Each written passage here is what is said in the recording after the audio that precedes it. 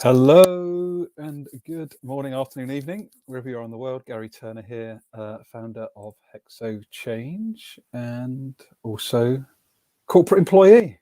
Say that as well today. Very grateful to be able to show up as a whole human in every part of life these days, which is something I wanted to talk about today, actually, is a recent blog that I wrote called The Transformational Power of Curiosity and Reconnection. And as always, what I look to try and do with this platform is really just to narrate the writings that I have from time to time, make them more accessible to people. And you'll be able to find this on my YouTube channel. And of course, you can find the blog at hexochangenow.com, one word. But before I get going today, what I wanted to share with you, in case it was of any interest, is my amazing artist, Anna Denardin, based down in Brazil, has brought to life an executive retreat that Joe Homstead from Connect Up and myself, we're going to be co-creating this beautiful experience for up to 8 executive leaders, CEOs, senior leaders, exco members, business owners, anybody that would really value 3 days of uninterrupted space, time, and energy on a cross-sectorial basis. So looking for you to really leverage the diverse wisdom of people present. If this is something that appeals to you, we'll be in over 170 acres of woodland, lakes, beautiful country home, as you can see below at Hefflington House. And as I say, we're keeping it super intimate. Joe and I will be your co-facilitators for those 3 days. And you can see what's included below and a little bit about Joe and myself as well. And if you're interested at all in this experience, please do drop me a DM, drop Joe a DM and let us know. And we'll be happy to have a further conversation with you about what we're planning for that experience. But I'm sure that you would benefit greatly from that space. So, good morning. Hi, Elise. Thanks for joining us. Good to see you. So I'm going to get into the piece that I wrote recently. I'm going to share my screen and hopefully you'll be able to see that. And as I say, this piece, it really is directed towards these senior leaders and CEOs. And to be honest with you, I'm going to be really vulnerable that I myself, these people, these human beings that have senior level responsibility within our global corporations, within our governments, within our healthcare systems, etc. I'm really curious about where they go for their space to slow down, to connect to themselves, to people around them, and to systems at large, to really have a space to slow down and reimagine what good could look like, what connected could look like. And most importantly, how do we center? How do these senior leaders intentionally center with their people those communities most harmed or oppressed or damaged by our Western ways? How can we center those more often and design them into the middle of whatever the next healthcare system looks like, or the next product looks like, or the next way of being? It really is critically important that we center those that tend not to have a voice or are not seen as part of our current systems. So I'm coming from an increasingly place of empathy. And again, what I want to move away, I'm really targeting, as I say, CEOs and senior leaders, because these are the people at the moment, let's be honest, that have the power, they have the money. And I believe that if you're anyone like me, CEO or senior leader watching this, or you hear this back, it really is a place of empathy, a place of connection, a place of love that I'm really offering this update from, because I believe that we need to heal.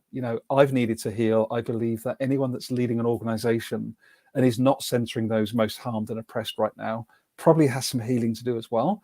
And we do that healing through connection, through understanding, and through co-creating what better looks like. And that's partly why that retreat is being put on.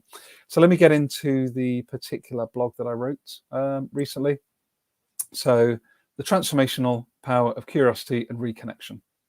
So as I've shared on a number of different platforms and in different events over the past few years, I, like so many of us in the Western world, followed a very myopic, socialized track of get your grades, get to uni, get a job, get a house, find a partner, travel the world, pay into your pension, progress up the greasy pole of progression.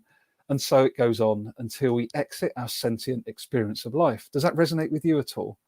Does that resonate with you, Elise, at all? And anybody else watching us live or watching this or listening to this back? And the interesting thing is, I had very little curiosity, really, during those first 39 years of my life. However, if I'm being honest, that's a lie. I had boatloads of it early doors. And what I mean by that, until it was socialized out of me through the education system and the workplace systems. I've spoken on a number of platforms that really do narrow us down, this expansiveness, this openness, this curiosity. Every system from a very young age funnels that curiosity out of us. So I share this post today as I've been reflecting on an aspect of my own becoming, my personal desire to hold space for emergence, realization, and improved connection to self, to others, and to systems at large, with the aim of moving towards more just relationships and collective well-being. And what I've noticed is that the people that I most wish to serve and engage with right now are those very people that I'm at most risk of alienating or pushing away due to this same becoming. So those people are, as I've mentioned, CEOs, senior leaders operating within the chemicals, mining, pharmaceutical, food, intermediate manufacturing, and those working within big oil, energy, and the global supply chain in particular. Because I really believe that these are the industries that are the most extractive right now. They're the industries that are led generally in at least person-centric way, and certainly not really with the environment and people most oppressed and harmed at the center of design. So that's where I really want to speak to and hold space for open exploration with these senior leaders and CEOs of these sectors. Now, totally looking to work with people that are founders and co-founders of startups and scale-ups as well, doing mission-driven work. But there's a real passion for me. I'm in the sector. I work within the chemicals industry, and I can see from the inside out and from the outside in how critical this reconnection to ourselves, each other, and systems is. So why do I talk about risk of alienation? Because as I've increasingly joined the dots, and there's a hyperlink here through to a really powerful understanding that I've learned in the last few months, that are weaving between, the extractive industries, the financial markets, and my own pension even. And it's a weaving between the above sectors of which I'm directly part, the impact of my and our extractive ways on communities far away and on nature, and the connection of the global financial markets that underpins it all. I've shared these views and new learnings, interconnections openly and at times with direct challenge, yet not always with an intentional, open-hearted invitation to these CEOs and senior leaders to engage meaningfully in these new insights. So I wanted to share transparently today with this piece some personal reflections that I was going through earlier today. And what you can see below is an overview of a number of spirals that I have meandered through over the past 7 years, with a huge acceleration during the past 18 months on the system side. And I'll speak a bit more about that shortly. So really, this is a vulnerable and open invitation to connect to these senior leaders, CEOs, and executive committee members of the industries which I'm closely affiliated to, as mentioned before: chemicals, pharma, big oil, energy, supply chain, etc. So note below in this graphic that you're seeing is that this is not linear. Indeed, it's far from it. From top to bottom has been a general downward depth, just energetically, a downward depth of understanding and realization. Yet at any time, one can be in some or all of these different areas all at the same time. So let me explain a little bit. I hope you can see this on the screen. I hope you can work this out. What I'm really speaking about here is a myopic focus on more consumption, accumulation, ego, etc. And again, there's no judgment in any of this. It's just been my experience of life in these different spirals. There was a trigger, there was pain, emptiness. There's then this fork in the road around, crisis or curiosity. Went to more exploration, developing support networks, personal expansion and exploration again, conscious diversification of networks, systemic connectivity and awareness accelerates. So I'll speak a bit more about what all of this means specifically in a second. And what you can really see here, and again, this is just my own sort of handwritten explanation. As we go down these spirals, as we understand and our conscious levels increase, we surrounded by more diverse people, we understand the world more systemically. There's this dissolving of the ego. Always got ego there for sure, but there's just this dissolving of it. Things start to make more sense in an interconnected way, and they start to make less sense from a myopic focus on just stuff, on just on these socialized stories, just on consumption and accumulation.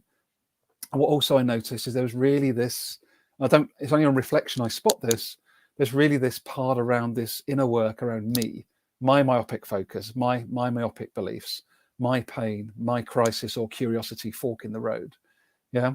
So that was all me. I had to do this inner work, which I did with the support of a coach and other people and increasing a network. And then there's been this huge acceleration of the me plus the we. So the collective realization that I can't become who I need to become on my own. I need to do it in networks, in communities. And that's why I try and create and co-create with Joe this executive retreat for you as a senior leader, executive committee member, or senior leader within, you know, an extractive industry today as it is, but looking to move towards more sustainable ways. You know, where do you go? How can you dive into this for yourself in a safe and brave community of like-minded, open-hearted folks? So increased felt realization. So really going from just being stuck in the head towards connecting head and heart and energy and understanding our body and what it's telling us. You know, this is all very much work in progress for me, but that's just really a summary of my personal journey. And that's really what I'm speaking to here in this piece, again, around transformational power of curiosity. So for the benefit of this post, and hopefully those CEOs and senior leaders that may read this at some point or listen to this back, however you take in the medium, point one, and again, this is not linear. This is just, these are steps, but it's not linear. Just want to really, really emphasize that point. It's very, very important. So until the age of 39, I had a myopic focus on money, the next car, the next holiday, etc. No judgment in that whatsoever. They were very nice things. But what I did not see and sense due to these was the wider systemic interconnections. Okay, that was a big thing that was missing for me personally. These were the metrics that mattered to me as I didn't know better. I suppressed emotion, feeling, and lived really in a disconnected state to myself, others, and systems at large. And that was the foundation, was bullying. It was a trauma, being bullied as a kid, held on to it for over 20 years, didn't know how to express that emotion, didn't know to say I was in pain, didn't know how to say I was in help, that I needed help. And that basically, until the age of 39, underpinned so much of my own personal choices in a very disconnected, myopic way. And I'm wondering, maybe this is still where you spend most of your time today. Maybe. Senior CEO, executive leader, senior leader. What does it feel like for you? What is missing, if anything, for you? Again, no judgment at all. Just an offer of curiosity and exploration here. And the fact that I, with all of this going on, faced a fraction of the socialized challenges that likely 90% or more of people on this planet have to face. And that's to keep me in the lifestyle that I've become accustomed to today. Maybe that's the same for you. So these are deep systemic weaves that we're really looking to try and understand in community, understand with one another and for ourselves. That was huge for me. And it was only when I had the big salary, the nice car, the long haul holidays, everything that society educates and advises us in the West matters. That's what success looks like. That's when I realized how hollow and spiritually bankrupt I was, literally empty, age 39. And just open inquiry again for you, senior leader, CEO, executive committee member.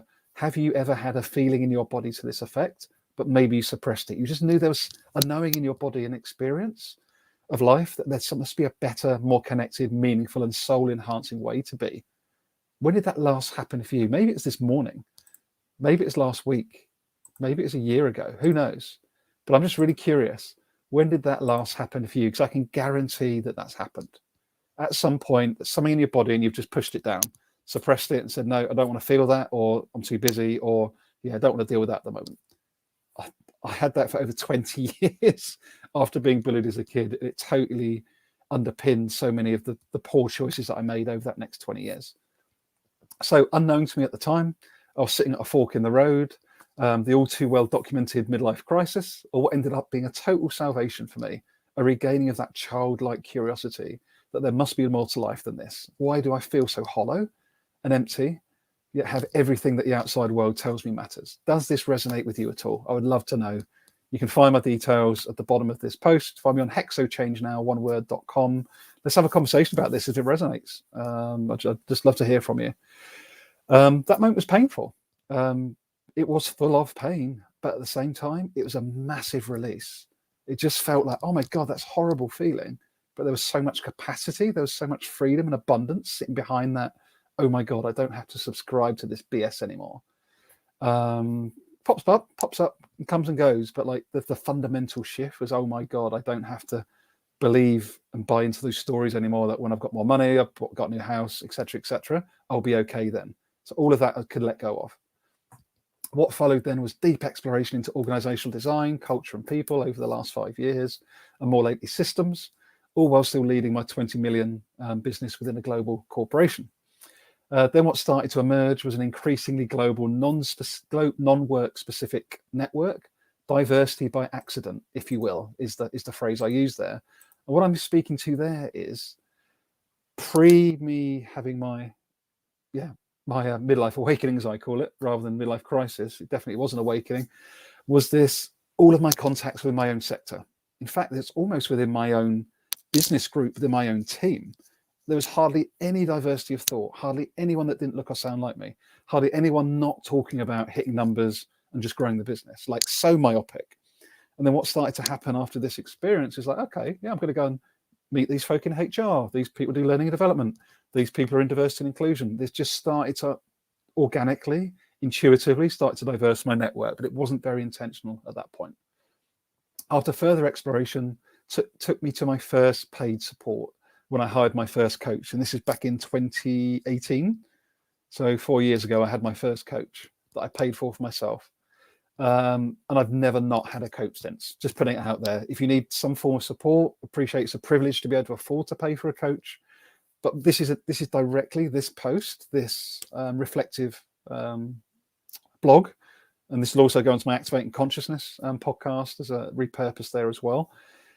This is a message directly. It's for everybody. I hope to get some value, but it's directly at CEOs, senior leaders, executive committee members of the sectors that I interface with. So chemicals, pharma, big oil, energy, global supply chain, pharmaceuticals, food manufacture, etc. Any of these big industries where we're still generally leading, let's be honest, from a place of fear, from a place of lack, from a place of disconnection to ourselves, others, and systems. So you're the people I want to reach. You're the people that, you're my people. Like, I get it. I empathize. But still there in that melee with you in these big industries that are genuinely trying to move towards more sustainable ways, but we risk a fair amount of greenwashing and not organizing in the most healthy way if we're not careful. So I want us to co-create this space together where we reimagine not only our relationship to ourselves, others, and systems, but our industries in a really significant way. So what started emerging a couple of years ago, and this was much more intentional, was a curation of my global network. And again, it's not about numbers, this is not about vanity metrics, but what was particularly interesting for me personally was, as I went out more intentionally, I ended up going from a network of a few hundred 4 years ago to several thousands now. Of course, you can't talk to all of those, but what's amazing is that you're starting to see there's certain groups of people, certain types of function, and you can start to try and have more dialogue intentionally on a more intersectional basis. So not only cognitively and gender diverse, which was historically the case, but really much more inclusive. So really trying to engage with people from, disability inclusion, people from the gender diversity, from neurodiversity, from people from LGBTQ plus community. There's these other communities that are all intersectional human beings. They're all made up by a whole range of different facets and experiences of life. And as I've learned more about these different people from different intersectionalities, the more it's helped me understand my place in the world and how I can show up and how I can try and support. And then today, this is the key one, with my ongoing support for my systemic guide, Samantha Sapaya, one part of the Possible Futures crew. Do look Sam and the Possible Futures crew up. I'm deep in the weeds of sensing into our post-colonial heritage and ongoing colonization of our minds and our current systems, playing out in real time in 2022. This is the massive, massive place where I get lost a lot. I still find a lot of pain and frustration, but it's why I stay where I stay in the industry that I'm part of, because we are majorly causing a lot of the pain, a lot of the systemic oppression and the impact on people far away. Not designed it that way in the last 20 years, not my fault, but with awareness comes responsibility. We've got to try and shift the narrative and the ways that we lead not only our sector, but how we lead our lives around consumption and all that good stuff. So I share all of this as without expressing elements of my own journey loud and clear. It could be difficult for CEOs, senior leaders, to understand where I'm coming from. So this is really an invitation, again, inviting you, CEOs and senior leaders, to explore your inner landscape, as Laura Storm beautifully explained once on my Value Through Vulnerability podcast, episode 94, I think it was, if you want to find that on your favorite podcast platform, to help you explore. This is not what we've done. We've not been educated to do this. In fact, we've been told not to do this, because then it keeps us as part of the matrix. Don't feel, don't express emotion, don't understand your beliefs. Just keep believing that it's all about money. Keep growing your bank account, get your pension. Then at some point you can be happy when you're maybe about to die. Yeah, then you can be happy. That's how the current systems are designed. We've got to blow that up in the nicest possible way and get away from the protectionism, and start moving towards a paradigm of justice and equity. And that starts, of course, starting at home and rippling into the workplace and beyond. There's a typo there. And I also want to add that the above journey occurred without my having to navigate risking the loss of life, systemic and racist oppression, or any abuse, or any other forms of othering that too often occur to equally important human beings just from different parts of the world. The lottery of birth, literally. Sam used that phrase a lot with me, because the lottery of birth, I have the privilege that I have, and I'm able to sit here now expressing in the way I am, using the technology that I am, offering the invitation that I am, because I am not at risk of someone literally trying to take me off my land or trying to kill me so they can access the gold mine behind me. So I was blessed to be invited onto Obi Abuchi's Leading from Your Core video podcast literally last week. Beautiful conversation. And I believe that you as a CEO or senior leader, and indeed all of your people, have 100x more capacity potential within you. As I say, every one of your people have the same. Like, we are on the edge of a consciousness shift if we allow it to come through. As my friend Helen Amery shared on the Activating Consciousness podcast, actually, episode number 4, she said it's a remembering. Like, we don't have to go out and buy this stuff off the shelf. We are already this abundant capacity of, connection, insight, wisdom, but we've layered it up with greed and fear and anxiety and possession and consumption. That's what the Matrix wants us to believe and buy into. So do check that out. Again, you can find this on hexochange.now.com if you want to find the blog. So finally, as I wrap this up, we're at an inflection point. No one can avoid seeing that the world and all systems as we know them today are collapsing. We have got major, major problems. Social systems, political systems, environmental systems, capitalist system, everything is collapsing. We may not see it fully yet, may not sense it yet, but things are dissolving, things are falling away. They need to, because the old ways are not going to serve us if we want to continue on this planet in 50 years' time. So yeah, it's pretty existential, but it's also bloody exciting. We've got this opportunity right now to flip the script on everything. But are we going to step up? Are we going to voice up? Are we going to create the conditions for everybody, especially those at the margins, to be seen, to be heard, and to contribute in a way that they have not been able to in the past? So my invitation, those businesses and leading some of the, businesses and those leading them retain some of the most powerful leverage today, especially the businesses that I'm part of that touch every part of modern life as we know it. Again, chemicals, pharma, etc. Sam Samantha Supplier, again, she wrote a powerful piece called I Am Global North and I Hold International Decision-Making Power. What do I do? She wrote that in July 2021. It's a piece I keep going back to. Super powerful. Invite you again to follow Sam and the Possible Futures team, crew's work. So I just genuinely have my own little dream that we can come together, learn and share without the fear of intellectual property protection or seeking to dominate a market through mergers and acquisitions. A commons-based approach to raw material allocation that serves all of humanity and not just a few, including myself. And I'm grateful. This is really, really, really cool. So I'm really grateful to have found one example of how different our industries can be, that of Latrochimia. And I cannot wait to host an exploratory dialogue with their ex-CEO. He fired himself. Haluk fired himself as part of their move to self-management within the chemicals industry. So I'm interviewing him. We're having a great exploratory discussion on the 7th of February, and I hope you can join us. You can go and find that on my LinkedIn profile, or indeed you can find it on YouTube. It's going to be an incredible conversation at midday UK time on Monday, the 7th of February, 2022.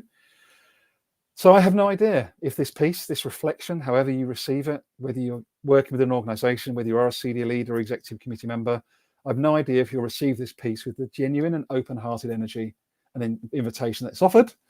But I hope that it is. And in addition, as a reminder, opened up this piece today, this live, with Joe Humpstead and I are going to be putting on an executive retreat between the 5th and 7th of April 2022 in the Dorset, UK countryside from maximum of 8 executives. So should you be interested to be one of those 8, please don't hesitate to contact me at gary.turner@hexochange.now.com. You can find the Beautiful graphics again of Anna Denardin. 170 acres of space, woodland, lakes. We'll be staying on site at this beautiful Hefflington house. Myself and Joe will be your facilitators. There'll be a primate enrichment experience, dinner, bread and breakfast on site. And it's just really a space for you to slow down, connect to yourself, others present and systems, build community at a senior level, and really look to challenge the status quo within our own belief stories and thinking. And then reimagine how our organizations can not only turn a profit, but truly be part of the change, but in a networked effect, not just based on your own organization. So lots of space, lots of excitement, and let's connect, reimagine, and co-create together. That is the message. So if you stayed with me, I just want to really appreciate you. Oh, thank you so much, Tara. Good morning. Nice to see you. So I just really hope that you took some value away from this if you joined this live today. If you're listening to this back on the Activating Consciousness podcast or via the website hexochangenow.com, thank you for joining me. I really had to get this out because you can put out posts, you can update websites, but I don't know, trying to actually get the message out loud and clear, but in a sort of emergent, vulnerable way that hopefully people can connect with isn't always straightforward. So that's why I did this live today. So thanks, Elise, for joining me. Thanks, Tara, for joining me. Again, hopefully, if you're a senior leader, executive committee member, or business owner of any industry, but particularly those of which I'm part today, chemicals, pharma, food manufacturer, global supply chain, I'd love to hear from you. Executive retreat taking place 5th to the 7th of April, 2022 with Joe Homstead and I. Stay safe, get curious. There is a transformational 100x potential when we get out of our own way and decenter ourselves and center those that most need to be centered at this time. Thanks, everyone. Take care. Much love.